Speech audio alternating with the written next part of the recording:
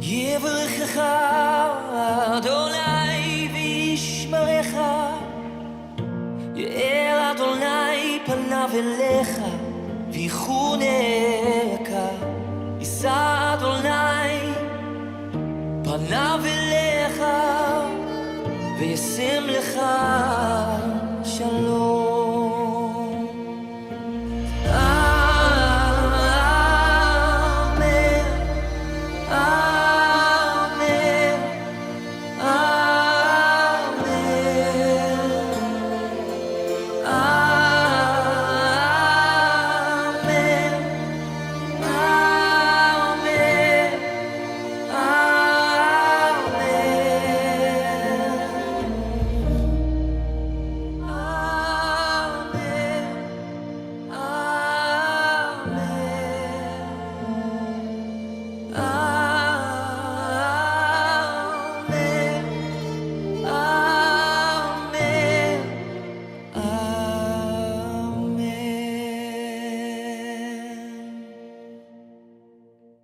자, 그동안에 우리가 5편의 다윗의 믹담을 공부했어요. 믹담은 황금 시편이라 라고 하는 뜻을 가지고 있습니다.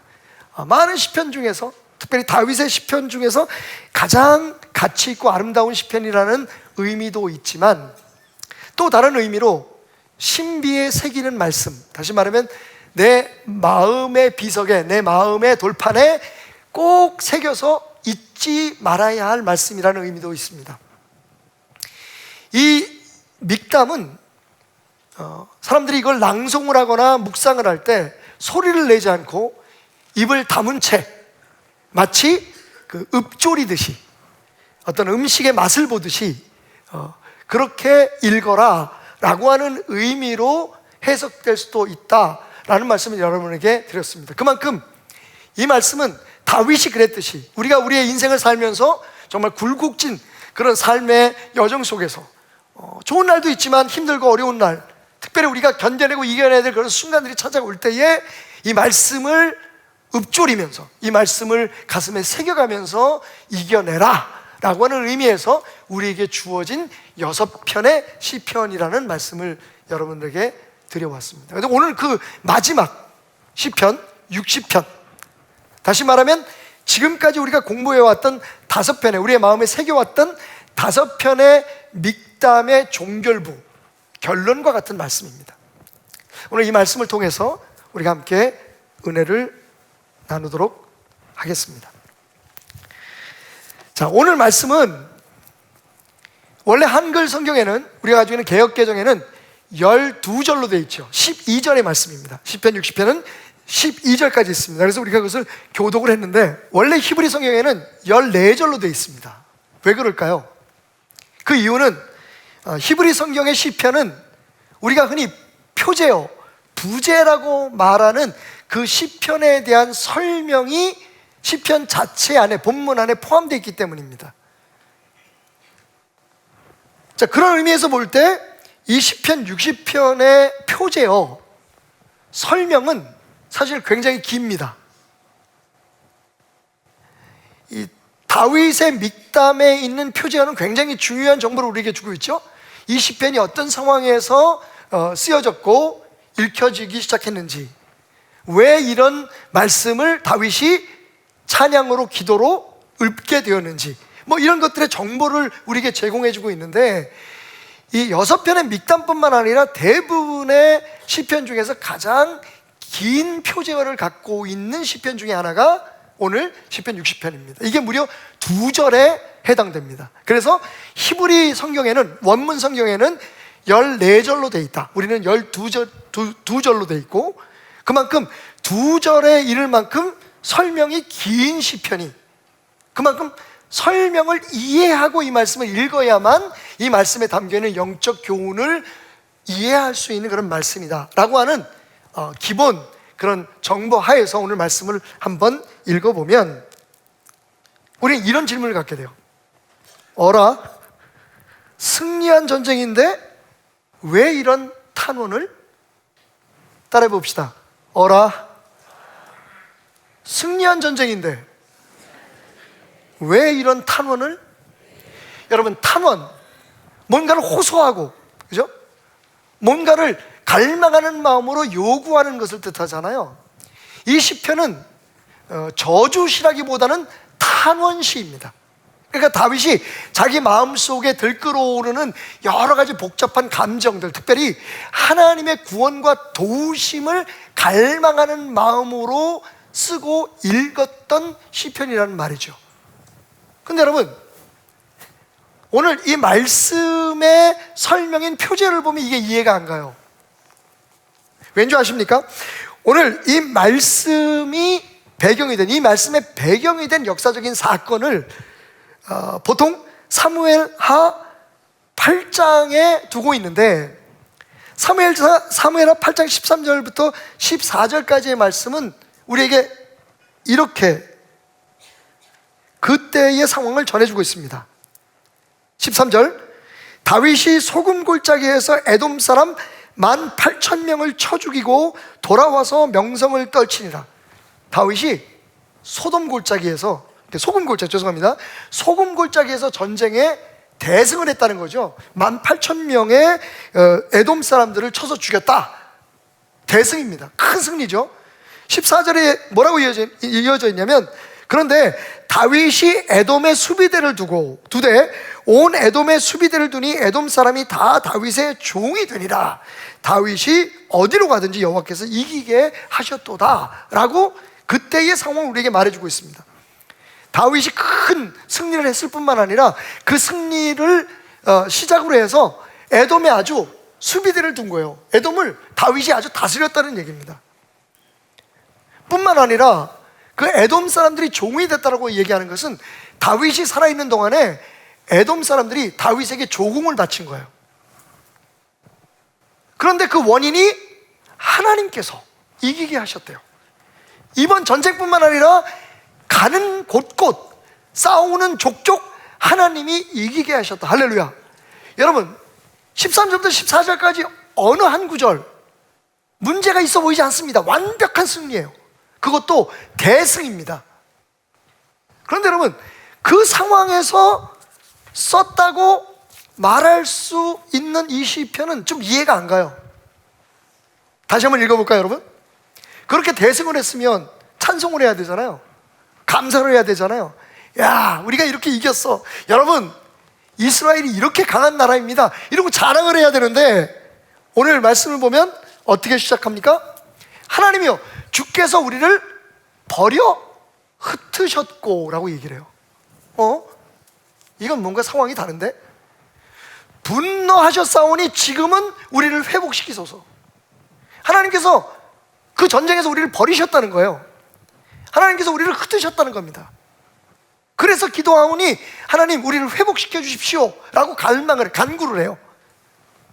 이어지는 3절에 보면 주께서 주의 백성에게 어려움을 보이시고 비틀거리게 하는 포도주를 우리에게 마시게 하셨다라고 얘기합니다. 이 말을 풀면 이런 거잖아요. 이 전쟁 너무 힘들었어요. 이 전쟁을 치르면서 하나님께서 마치 독한 포도주를 주어서 마시게 한 것처럼 우리가 비틀거렸습니다. 정신이 없게 이 전쟁을 치를 수밖에 없었다고 얘기해요. 지금 저는 1절과 3절을 여러분에게 요약해서 읽어드렸는데, 말씀에 보면 굉장히 부정적인 말들이 많아요. 버려졌다, 그죠? 흩으셨다. 그리고 우리가 어려웠다. 마치 술을 먹은 것처럼 비틀거리고 정신없이 싸웠다.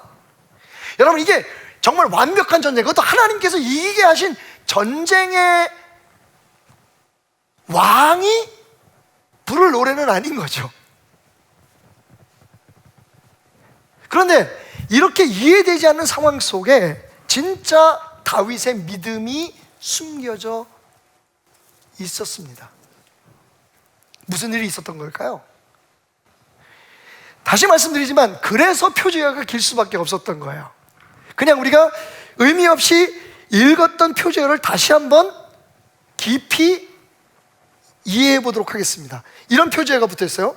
다윗이 아람 나하라임과 아람 소바와 싸우는 중에, 그러니까 전쟁이, 아람 사람들과의 전쟁이 있었던 그 가운데에 요압이 돌아와 애굽을 소금 골짜기에서 쳐서 12,000명을 죽인 때에 이 노래가 불려졌다는 거예요. 이 시가 쓰여졌다는 겁니다. 사실은 이게 하나의 전쟁을 이야기하는 것 같지만 사실은 두 개의 전쟁이었어요. 어떻게 보면 하나의 전쟁과 하나의 전투라고 이해할 수도 있을 겁니다.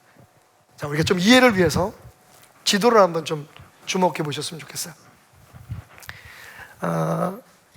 지금 영어로 된 지도입니다만 팔레스타인의 지도자는 중동의 이스라엘을 중심으로 해서 지금 팔레스타인 중동 지방의 지도입니다. 그 다윗 당시에, 오늘 이 말씀이 기록될 그 당시의 그 상황을 보여주고 있는데, 왼쪽에는 여러분들이 보실 때, 그죠? 여러분 왼쪽에는 지금 그 지중해가 있고요, 메디테레니안 씨가 있고, 그 해안선을 따라서 저 하늘색으로 표현된 킹덤 오브 이스라엘, 저게 그 나라가 갈라진 후에 이스라엘 땅을 표하고 있습니다. 그 밑에 핑크색, 살색의 킹덤 오브 주다라고 있죠.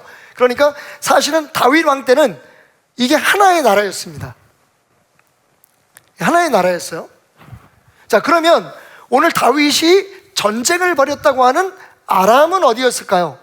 아람은 다마스커스라고 쓰여있는 저 색깔은 뭐라고 표현해야 되나요? 저게 터키 블루? 저기가 아람이에요. 그죠? 아람 다마스커스라고 있죠. 킹덤 오브 아람 다마스커스.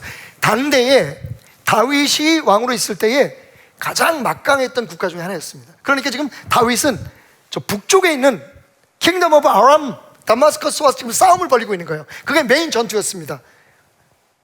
그런데 여러분, 그렇게 막 모든 전력을 다해서 모든 군대를 다 동원해가지고 북쪽에 있는 아람 사람들과 막 치열한 전쟁을, 이게 이길 수 있는 전쟁이 사실 아니에요. 말씀드렸던 것처럼 하나님께서 도우셨으니까 이길 수 있었지, 지금 어쩔 수 없는 싸움을 싸우지만 다윗은 노심초사했어요. 근데 이게 웬일입니까? 갑자기 남쪽에서 전령이 하나 달려와서 큰일 났습니다. 지금 우리가 아람 사람들과 싸우기 위해서 모든 전력을 거기에 투입한 상황에서 저 아래쪽 남쪽에 있는 에돔이 지금 남쪽에서부터 국경선을 넘어서 우리를 쳐들어오고 있습니다. 여러분, 아람이라는 그 나라가 너무 막강했기 때문에 다윗의 입장에서는 모든 군대와 모든 병력을 다 투입했어야만 했어요. 거기에 생사를 건 겁니다. 나라의 성패를 지금 걸고 전력을 다한 싸움을 싸우고 있는데, 전면전을 하고 있는데 갑자기 그 틈새를, 그러니까 거기에 모든 신경이 쓰여져 있는 그 상황에서 빈틈을 타고 에돔이라는 나라가 밑에서부터 쳐서 올라온 거예요. 그래서 오늘 말씀 보면 뒷부분은 에돔과의 전쟁, 전투에 대해서 말하고 있죠. 그렇게 아람과 싸우는 중에 모압이 에돔 사람들 12,000명을 죽이고 승리를 거뒀다라고 얘기하잖아요. 사실 이 말씀을 언제쯤 다윗이 기록했는가, 혹은 언제의 상황을 생각하고 하나님 앞에 올린 시편인가, 바로 그 사이입니다. 다 이긴 싸움이라고 생각하고 막 승리의 찬가를 부르려고 하는 순간에 갑자기 새로운 전투가 시작된 거예요. 근데 생각해 보십시오. 모든 군대는 전부 다 북쪽에 있는데 그 군대를 다시 남쪽으로 내려가서 그걸 분할을 해가지고 양쪽 전투를 치르기에는 다윗이 너무 힘들었죠. 결국 승리를 이루긴 했지만 다윗은 전쟁이 끝나고 난 후에 이겼다, 끝났어, 봤지? 우리가 이렇게 힘있어, 내가 왕이다, 이렇게 하지 않았어요. 분명히 오늘 말씀처럼 전쟁은 승리했지만, 그것도 완벽한 승리였지만, 다윗은요, 그 전쟁 중에 내가 뭘 잘못했는지, 왜 이렇게 쉽게 이길 수밖에 없는 상황으로 치닫던 그 전투가 어려움을 겪게 됐는지, 그 이유에 대해서 지금 깊이 성찰하고 묵상하면서 하나님 앞에 드린 기도의 내용이 바로 오늘 시편 60편이라는 거예요. 이래서 이 말씀이 우리에게 큰 교훈을 줍니다. 당장 눈에 보이는 성패, 잘 되고 실패한 것, 당장 눈에 보이는 어떤 성과나 이걸 바라보지 말고 그 일을 추진하는 가운데 혹시 내가 놓친 것은 없는지, 믿음, 신앙에 있어서요. 내가 바른 길을 내는지. 왜냐하면요, 인간은요, 다 아시다시피 예수 안 믿는 사람도 사업 잘하는 사람 많고 돈 많이 버는 사람들 많습니다. 우리는 무슨 일이 잘 되면 하나님이 승리케 하셨다라고 박수를 치고 하나님의 영광을 돌리지만 세상 사람들은 하나님 없이도 잘 살거든요. 근데 가끔 하나님의 사람들이 그 승리에 도취돼서 어떤 성과에 너무 만족한 나머지 그 싸움을 싸우면서 그 일을 하면서 신앙적으로 혹시 내가 실수하고 잘못한 것이 없는지를 돌아보지 못할 때가 많아요. 그래서 어떤 일을 시작할 때는 하나님 앞에 막 간절히 기도하면서 도와주세요, 이루게 해주세요라고 하고 일이 딱 이루어지고 나면 언제 내가 그렇게 기도했는지 싹 마음이 돌아갈 때가 많습니다. 내가 잘해서 그런 거지 뭐. 결국은 내가 똑똑하고 지혜로워서 이렇게 한 거지.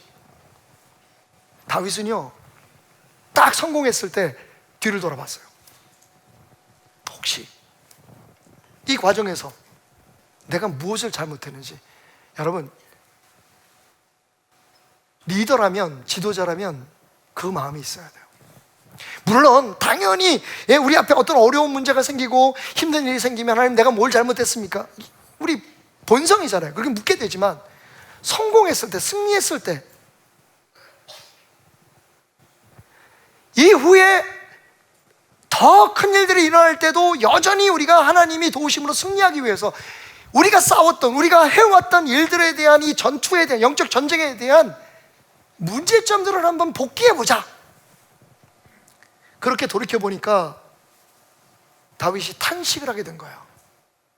사람들은 다 이겼다고 좋아하는데 여러분, 다윗의 눈에는 뭐가 보였을까요? 그 전쟁을 치르면서 희생됐던 수많은 군인들이 보였겠죠. 그들 때문에 슬퍼하는 가족들이 보였을 겁니다. 전쟁은 이겼지만 너무나 많은 희생이 따랐던 거죠.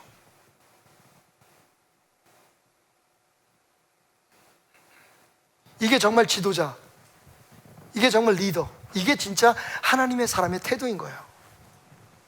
일만 잘 됐으면 끝나는 게 아니야. 성공했으면 끝난 거 아니야. 그것도 하나님이 도와주셔서 이렇게 잘 됐네? 그게 끝이 아니라 그 과정에서 혹시 내가 놓친 건 없는지, 내가 잃어버린 것은 얼마나 되는지. 최근에, 지난 금요일입니다. 뭐 최근에 갈 것 없이 제가 정말 기분 좋은 녹화를 하나 했는데, 올 포 원 녹화를 하면 세 분의 목사님이 오시잖아요.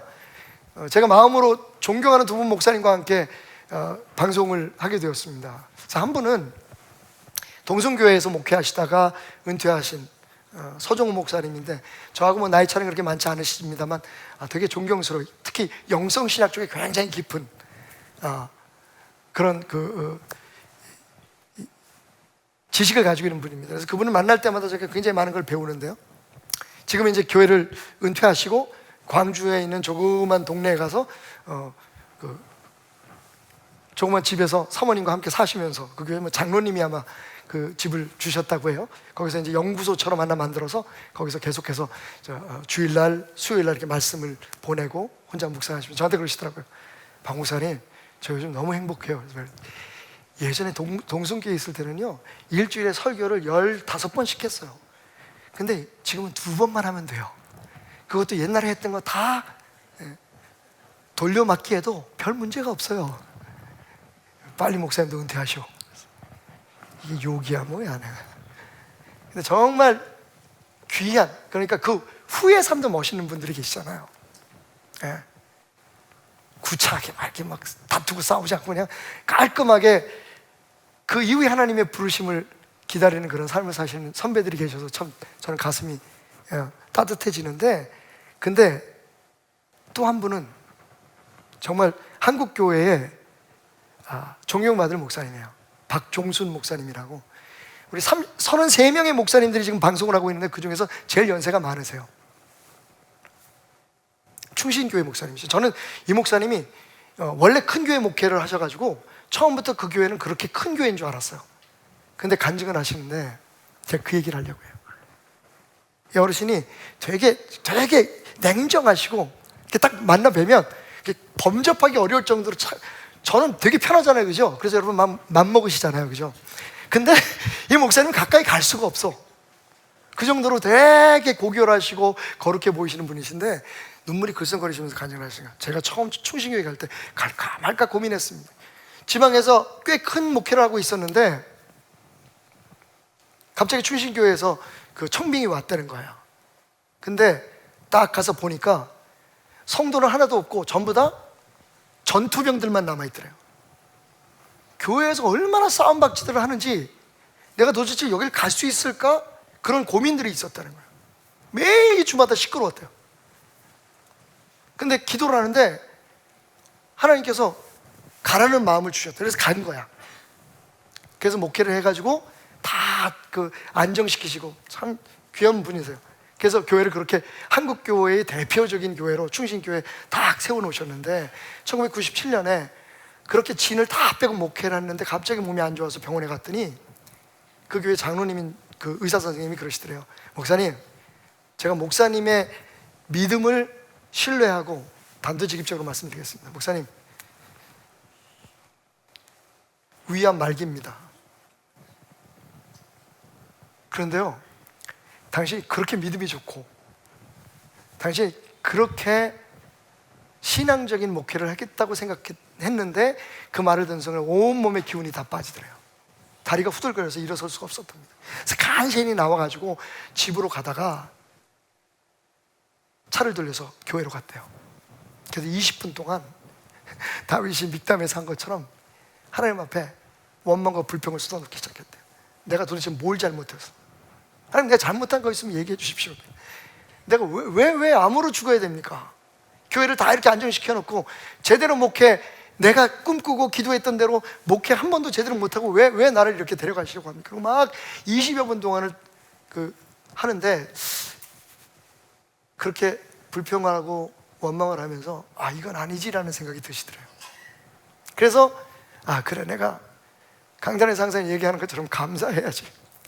그래서 감사를 하려고 하는데 감사한다는 말은 나오는데 도대체 마음이 감사한 마음이 없더래요. 그런데 어느 순간 갑자기 당신의 입에서 이런 말이 나왔답니다. 하나님, 참 잘하셨습니다. 그것도 뉘앙스가 다를 수 있잖아요. 아유, 하나님 정말 잘하셨습니다. 아유, 정말 이럴 수도 있겠지만 그게 아니라 내게 암을 주신 것도 하나님의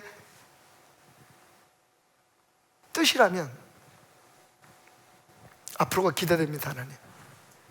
하나님 정말 잘하셨습니다. 내게 암을 주셔서. 그냥 제가 젊은 시절에 미국에서 방송을 할 때 박종순 목사님 설교를 편집을 했어요. 박성준 목사님하고 곽선희 목사님 설교하고 이런 어르신들 설교를 제가 편집을 해가지고 그 방송에 내보는 일을 했는데, 그러면서 정말 박성순 목사님 설교를 한 2년 반 이상을 제가 들었어요. 그래서 내가 나이 들면 저런 목사님이 돼야겠지 라고 생각했는데 막상 그분을 한국에서 만나 뵈니까 너무 차가운 거야. 근데 그 냉정하시고 냉철하실 것 같은 그분이 눈물을 흘리시면서 우리들을 이렇게 바라보시고 그러는 거예요. 하나님 참 잘하셨습니다. 그 말이 당신의 입에서 나오는 순간 정말 마음속에서 감사의 마음이 솟구치기 시작하더라는 거예요. 그래서 그 암을 이기시고 목회 다 잘 승리하시고 교회도 잘 안정되게 물려주시고 지금은 원로 목사님으로 한국 지도자 센터라고 젊은 목사님들, 후배 목사님들을 모아서 그분들에게 말씀도 가르치고 서로 목회하는데 정보도 나눌 수 있는 그런 장을 만들어주고 계세요. 하나님 참 잘했습니다. 한번 물어볼게요, 여러분. 하나님과 관계없이 되어지는 일이 하나라도 있을까요? 그러면 다시 한번 묻습니다. 하나님이 하신 일 중에 잘못한 일이 있을까요?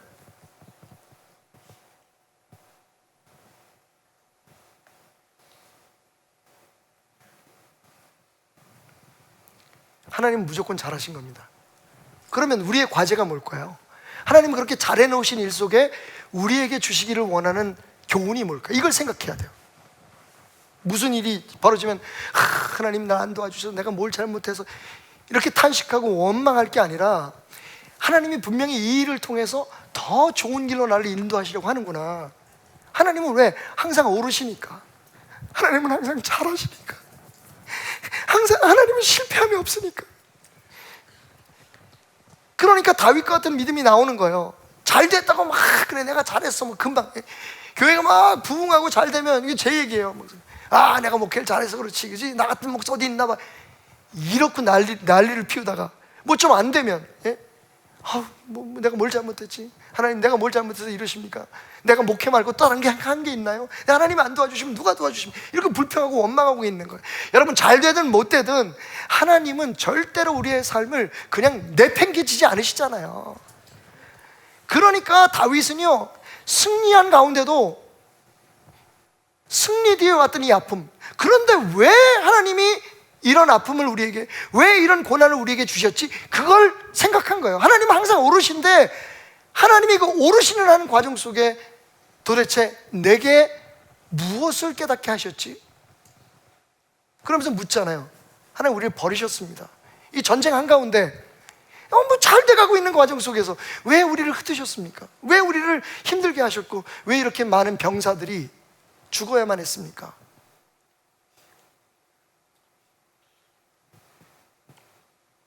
그래서 얻은 답이 뭘까요? 이어지는 말씀에 그 답이 있습니다. 9절 11절 9절에서부터 11절 누가 나를 이끌어 견고한 성에 들이며 누가 나를 에돔에 인도할까? 이게 아주 근본적인 질문인 거죠. 지금 내가 하는 일을 누가 하시는 걸까? 그러면서 답을 얘기합니다. 하나님이여 주께서 우리를 버리지 아니하셨나이까? 하나님께서 그때 우리와 함께 하지 않으셨다는 거예요. 지금 내가 고민하고 내가 아파하고 있는, 내가 궁금해하는 이게 잘 되는 일 가운데 사람을 잃고, 잘 되는 가운데 인간적인 관계가 끊어지고, 잘 되는 가운데 실패를 보고, 잘 돼서 결론만 얘기하면 여러분 이만큼 했으면 잘한 거 아니야?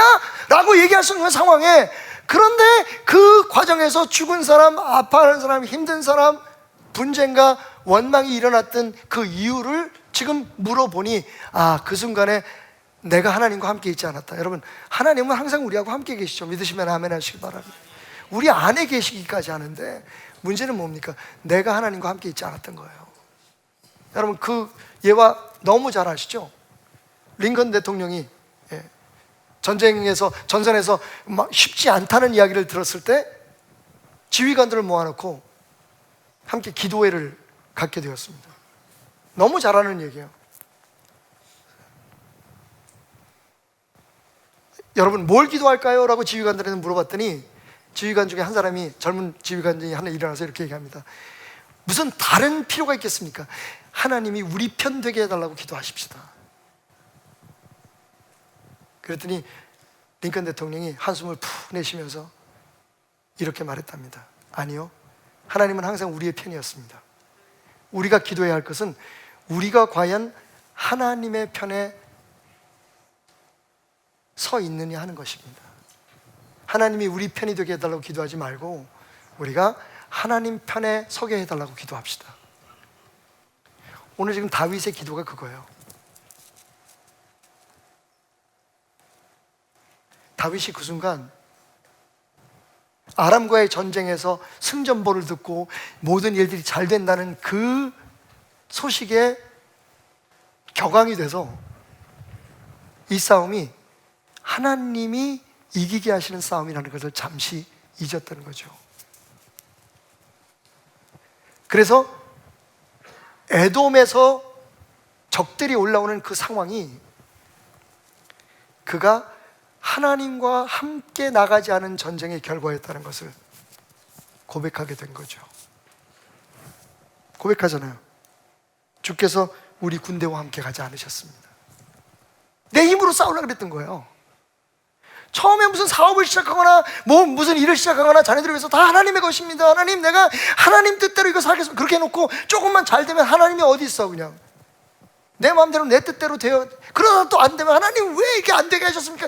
매일 아침마다 나는 기도하고 문을 열고 매일매일 주님의 것이라고 고백할. 여러분, 말씀드렸죠? 기도는 고백만이 아닙니다. 고백한 대로 내가 살아가겠다는 결단인 거죠. 하나님, 이게 하나님의 것입니다, 하나님의 것으로 받아주십시오라고 기도한다는 것은 내가 이것을 하나님의 것처럼 운영하고 하나님의 것으로 살아가겠다고 하는 것에 대한 결단인 거죠. 여러분, 우리는 하나님의 사람으로 살아가지만 하나님과 동행하지 않고 하나님이 이끄지 않는 싸움을 너무나 많이 싸우고 있습니다. 그리고 거기에 만족하고 있죠. 잘하고 있어, 잘 되고 있어.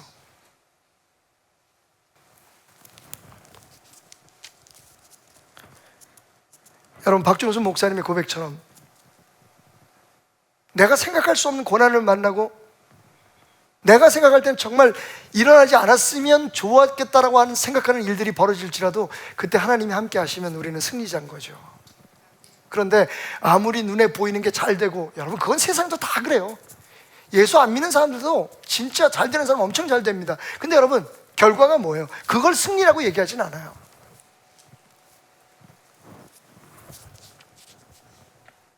우리가 챙겨야 될 건, 우리가 정신줄을 빡 붙들고 매일매일 점검해야 될 건 우리의 삶 속에 우리가 하나님 편에 서 있는가, 하나님이 우리의 삶의 주인이 되고 있는가, 그거이지 지금 당장 뭐가 잘 되고 못 되고 하는 건요, 여러분, 재주 있는 사람들 다 해요.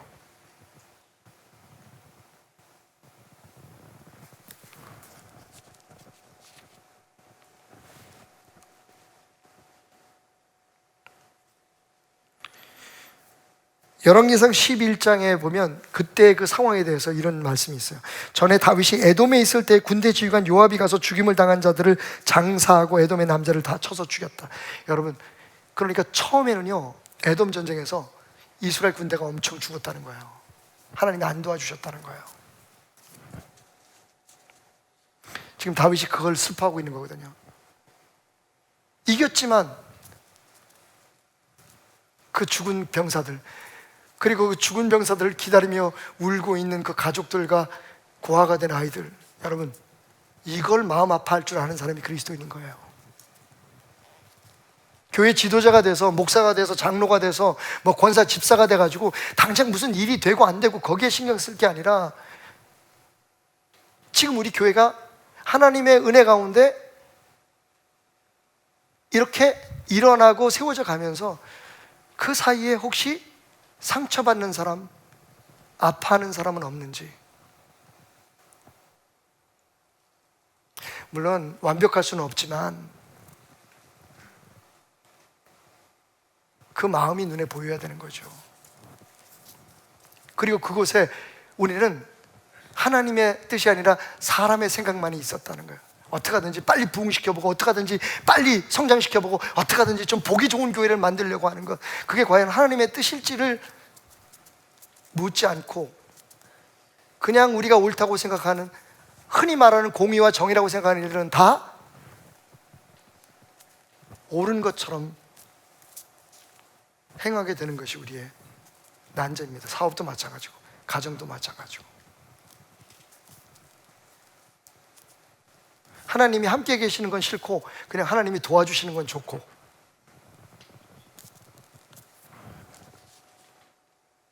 그래서 박정수 목사님이 고백이 나올 수 있는 거예요.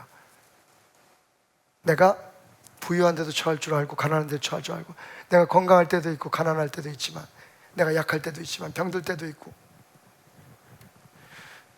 하나님이 나와 함께 하시면, 하나님이 하시는 일이라면, 하나님 정말 잘하셨네요. 우리를 망하게 하셔서 잘하셨습니다. 우리 힘들게 하셔서 잘하셨습니다. 왜냐하면 하나님은 망한 채로 우리를 그냥 두지 않으시는 분이시기 때문에 그래요.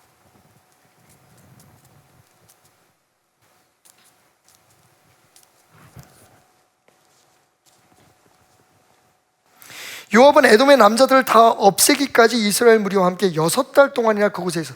이 전쟁이 얼마나 힘들었는지 아시겠죠? 북쪽에서는 이겼어요. 북쪽에서는 막 이기고 있는데 남쪽에서는 우리 군대가 죽고 우리 젊은이들이 죽고, 그것을 평정할 때까지 여러분 6개월 동안 모압이 거기서 끊임없이 전투를 벌였다는 거예요. 절대로 그 승리는 그냥 주어진 것이 아니었습니다. 다윗은 지금 그것을 하나님 앞에 기도하는 거예요. 하나님, 돌이켜보니 내가 처음은 하나님 뜻대로 나가서 싸우라고 해서 나갔지만 싸우는 과정 속에서 교만했습니다. 하나님 없이 내 힘으로, 내 지혜로, 내 작전으로 이기려고 했던 것을 용서해 주십시오. 하나님 그때 우리와 함께 하지 않았다는 것, 우리 군대와 함께 하지 않았다는 것을 내가 인정합니다. 그리고 결론으로 뭐라고 얘기합니까? 4절 말씀이에요. 따라합시다. 주를 경외하는 자에게 깃발을 주시고 진리를 위하여 달게 하셨나이다. 여러분, 하나님의 깃발을 주셔서 달게 해달라고 얘기하지 않아요. 뭐라고 얘기합니까? 하나님께서 하나님을 경외하는 자의 삶에, 하나님이 경외하는 사람들의 나라에, 하나님을 경외하는 그 사람들의 가정과 교회에 하나님의 깃발을 꽂게 하셨다고 말해요. 우리가 흔히 여호와 니시, 하나님의 승리의 깃발, 출애굽기 17장 7절 말씀에서, 그죠? 17장 말씀에서 우리가 여호와 니시, 바로 그 깃발입니다. 하나님이 승리의 깃발을 어떤 사람들, 어떤 단체, 어떤 공동체에 꽂아주시는데 그가 누구냐? 하나님을 경외하는 자라고 얘기를 해요. 그리고 그것이 무슨 의미겠어요? 이걸 설명하면서 오늘 설교를 마치려고 합니다. 여러분, 제가 영국에 갔을 때, 코로나 바로 직전에 영국 선교사 세미나를 위해서 제가 강사로 갔을 때, 거기 선교사님들이 이제 다 끝나고 나서 12교회를 방문했어요. 영국의 부흥운동을 일으켰던 12교회를 하루에 다 방문을 했어요. 그리고 이제 하루 정도 여유가 있어서 윈저 캐슬이라고, 제가 알기로는 세계 전역에 있는 그 왕족들이 소유하고 있는 성 중에서 제일 큰 성 중에 하나입니다. 윈저 그 성, 혹은 윈저 궁이라고 부르는, 거기 갔는데 선교사님이, 우리를 안내하는 선교사님 그렇게 얘기해요. 목사님, 저 성 꼭대기에 깃대를 보십시오. 거기 깃발이 하나 흔들리고 있었어요. 그게 뭐냐면 유니온 잭이라고 하는 영국, 잉글랜드의 국기예요. 국기. 우리나라 태극기 같은. 보이시죠? 지금 여왕님이 안 계시네요. 그러면서 이런 농담을 하는 거예요. 오늘은 여왕님을 못 만나실 것 같습니다. 저 성에는 지금 여왕님이 안 계십니다. 그래서 어떻게 알아요? 그랬더니 깃발을 보십시오. 지금 영국기가 휘날리고 있죠. 여왕님이 머무시는 날에는 거기에 로열 스탠더드라고 하는 기가 개양이 됩니다. 영국 왕실의 깃발이 날리게 되는 거죠. 그래서 사람들은 그 깃발이 휘날리는 동안에는, 야, 여왕님이 여기 와서 계시는구나 라고 알게 된다는 거죠. 그러니까 제가 거기서 무릎을 쳤어요. 아, 왕이 계시면 왕의 깃발이 흩날려야 된다. 오늘 다윗은 그걸 고백하고 있는 것 같아요. 하나님을 경외하는 자의 삶 속엔 하나님이 함께 하신다는 표시가 있는 거죠. 그 깃발이 휘날려야 우리의 삶은 완전한 하나님의 보호하심과 하나님의 인도하심과 하나님의 역사하심 속에 있게 되는 거죠.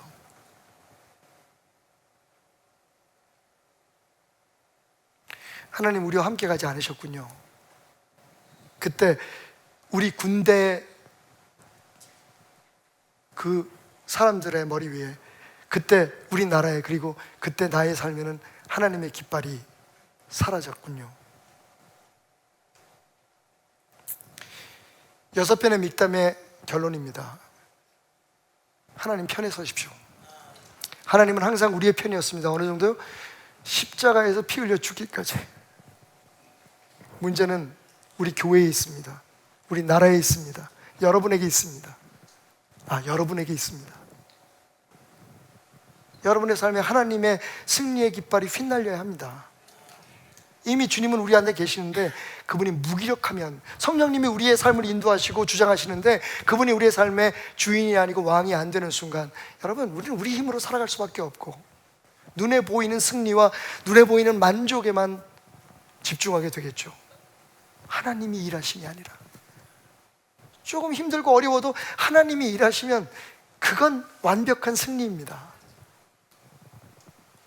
여러분의 삶이 지금 어떤 깃발이 휘날리고 있습니까? 여호와의 승리의 깃발, 내가 너와 함께한다. 이 사람은 나의 사람이다. 사탄이 넘볼 수 있겠어요? 세상에 어떤 것들이 하나님이 함께 하시는 그 사람의 삶과 그 가정을 넘볼 수 있겠습니까? 주를 경외하는 자에게 깃발을 주시고 그것을 달게 하시는 하나님, 그런 하나님을 우리의 삶에 모시고 살고 있다는 깃발이 휘날린다면 무슨 일이 벌어질까요? 우리에게 승리를 보장하시기 위해서 오신 예수님의 십자가의 깃발을 우리의 삶 꼭대기에 꽂는다면, 여러분, 지금 여기 왕이 계십니다. 여러분의 삶에 그 깃발이 휘날려지기를. 러시아계 유대인인 아나톨리 샤라스키라는 사람의 그 간증입니다. 이분이 무슨 책을 쓰냐면 악을 두려워하지 말라, Fear not evil이라고 하는 책을 쓰셨는데, 러시아에서, 구소련에서 인권운동을 하다가 9년 동안 최악의 수용소에 갇히게 되죠. 정말 비인간화를 목적으로 하는 그 수용소에서 머리를 밀고 발가벗기고, 화장실은 그 큰 수용소 안에 몇 개만 만들어서 거의 인간을 짐승처럼 살게 하는 그런 세월을 9년 동안을 살았는데요. 거기서 승리하고 나중에 이스라엘이 건국되고 난 후에 이스라엘에 가서 장관을 했어요, 이분이. 그러니까 어떻게 그 9년이라는 정말 그 말도 안 되는 시간들을 이겨낼 수 있었을까에 대해서 책에다가 이렇게 고백합니다. 어느 날 내 아내가 히브리 시편 성경을 내게 보내주었다. 나는 40일 동안 매일매일 그 시편을 쓰고 읽고 또 쓰고 읽으며 반복적으로 그 말씀을 외쳤다. 그러는 동안 나는 내 과거와 화해하게 되었다. 나를 힘들게 했던 모든 사람들을 용서할 수 있었고, 내 마음엔 따뜻한 회복과 함께 사랑스러운 소망이 싹트기 시작했다. 여러분, 왜 우리는 오늘 다윗의 믹담을 공부했습니까? 왜 우리가 시편을 공부합니까? 여러분, 이 말씀을 여러분의 삶에 생활화하십시오. 이 말씀을 외워가면서 우리가 그동안 공부했던 것처럼 모든 것을 예배로 이겨내고, 마음에 아픈 게 있고 씁쓸한 게 있으면 하나님 앞에 가서 다 토해내고, 매일 밤 그냥 오늘 하루 잘 살았어, 아유 피곤해, 이러고 쓰러지지 말고 잠시라도 누워서 내 심장이 나에게 하는 말, 오늘 나는 정말 하나님의 사람으로 잘 살았는지, 오늘 나는 정말 내가 고백하고 기도하는 대로 살아왔는지를 점검해 보라는 거죠. 그리고 무엇보다도 내 삶에 하나님이 함께 하시는지, 내가 지금 하고 있는 이 사업과 내가 하고 있는 이 일들, 심지어는 내가 하고 있는 이 목회가 하나님이 함께 하시는 건지, 아니면 우리 인간의 생각대로 하고 있는 건지, 내 삶에 승리의 깃발이 휘날리고 있는지 아닌지.